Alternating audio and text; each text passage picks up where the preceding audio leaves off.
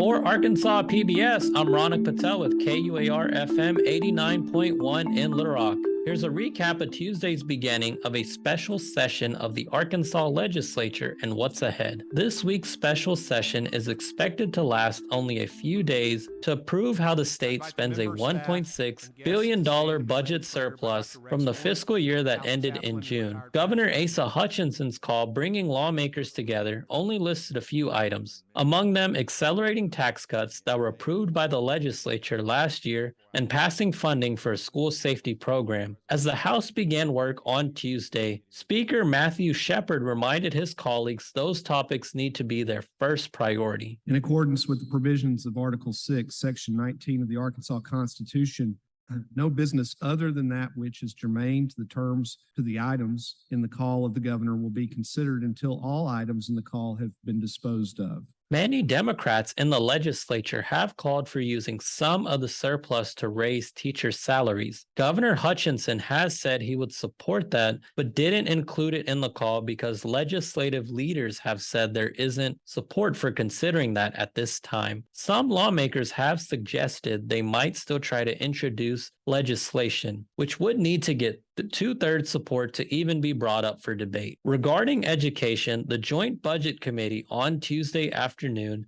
took the first step in advancing a bill to fund a program intended to help protect students. Senate Bill 2, which advances to the Senate, would allocate $50 million to create a grant program that schools can use to implement recommendations from the Arkansas School Safety Commission. The governor brought the commission, which prepared a report 4 years ago, back together after the shooting in May at an elementary school in Uvalde, Texas. Over the summer, the commission has been meeting once a week to figure out what would be best practices. The language of Senate Bill 2 shows the Arkansas Department of Education would be responsible for distributing money to schools. Details of what the grant programs would provide aren't spelled out yet. Republican Senator Missy Irvin of Mountain View said schools will be contacted to find out what they need to improve safety. The commission released a preliminary report last week, with the final report due in October. Irvin explained to her colleagues that this is the reason why guidelines won't be created during the special session.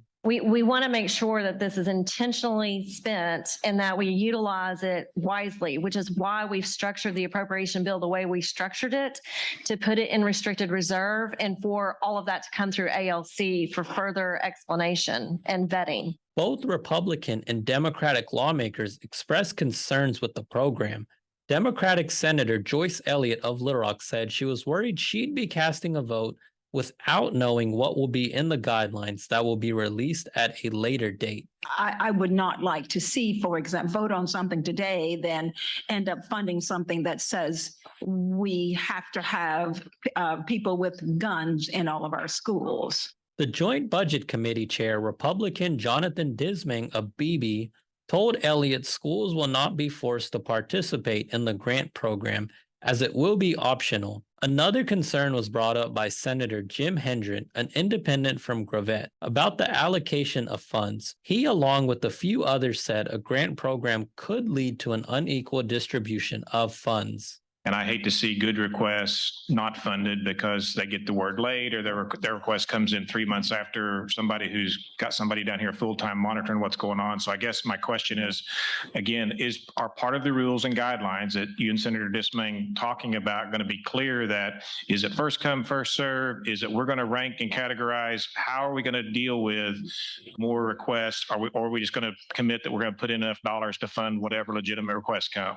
Disming reiterated to lawmakers that the legislature won't be responsible for setting the rules and guidelines for the program. The Department of Education and the governor's office will handle that. The department will have to seek approval from the Legislative Council on the guidelines it creates. Along with the school safety grant, the legislature is expected to vote on accelerating tax cuts. Legislation was signed into law last year, and the action this week would speed up the implementation. According to the governor's call, the top individual tax rate will be set to 4.9% and will be retroactive to January of this year. The corporate income tax will also be lowered, bringing it to 5.3%. Lawmakers will also vote on whether to adopt a change to the tax code to increase the tax deductible used by businesses for equipment. Creating a $150 income tax credit for low and middle income earners will also be considered. The Associated Press reports both the House and Senate Revenue and Taxation Committees approved legislation on Tuesday that is expected to go to the full legislature for a vote on Wednesday. For Arkansas PBS, I'm Ronak Patel with Central Arkansas NPR station